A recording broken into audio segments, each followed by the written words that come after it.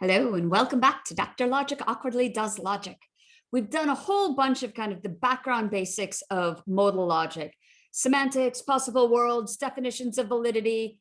What I want to talk about this time is ways that we can start turning this very abstract sort of system into something that we can use to actually talk about actual modal issues. Our ultimate goal in developing modal logic is to capture different properties of different types of modality. There are many different ways that we can interpret necessity and possibility, depending on whether we are interested in logical necessity, epistemic necessity, metaphysical necessity, whatever that is. I've never yet had somebody be able to give me an adequate explanation of what metaphysical necessity is. But supposing you know what it is, you might want to be able to express various properties of it. There's also temporal necessity, deontic necessity, and many, many other ways of interpreting our modal operators.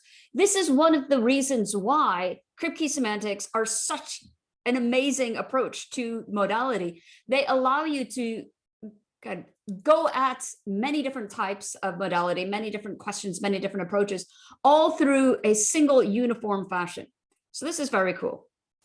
Anyway, if we are thinking about different types of modality and different types of principles that might be available, or that we might want to ask whether this is a principle that will hold of some particular modal systems, particular interpretation of modality, this is the question that we want to be asking. What are some of the different properties that we might be interested in? Might be things like whatever is true is possible. Whatever is necessary is true. Whatever is necessary is possible.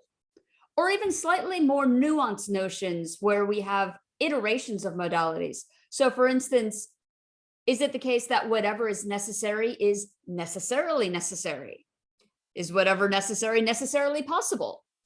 Is whatever is possible necessarily possible? These are all different types of modal principles that we can formulate in our logical language and then ask, is this a good modal principle given a particular conception of modality?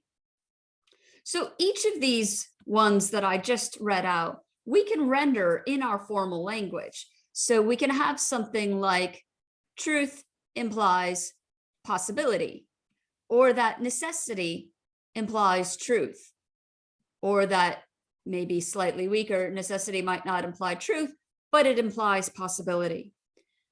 Or looking at some of the iterated modalities, we can have that the principle that necessity implies necessary necessity, or that necessity implies necessary possibility, or that possibility is necessarily possible. Or another one, and you can formulate as many of these as you want, would be that what is necessary is at least possibly necessary.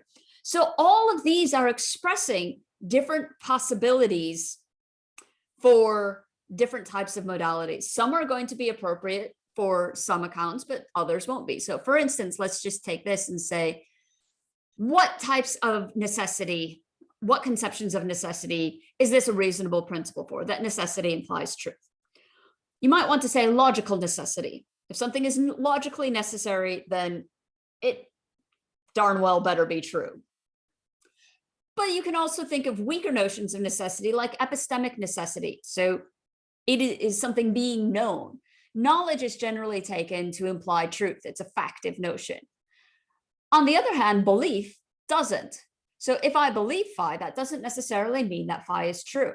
So this principle here is going to be something that will hold in some logical situations and not in others. Now, what we want to do is we want to try to find out a couple different things. What are the modal principles that are going to hold regardless of what type of modality we are looking at? So making no assumptions about the nature of modality. Other than that, we can interdefine necessity and possibility, because we've already shown that we could do this without having said anything about the type of modality.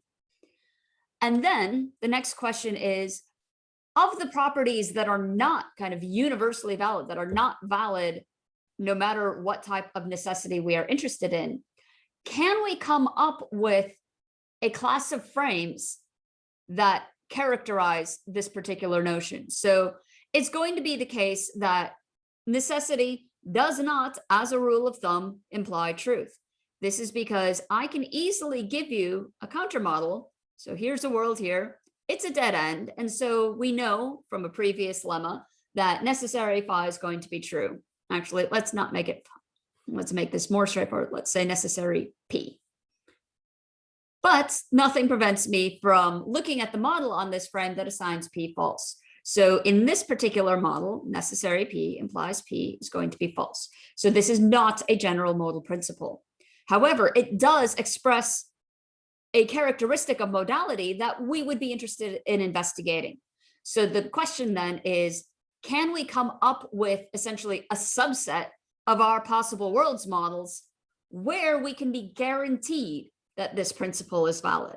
So this is where the notion of validity on a class of frames comes in.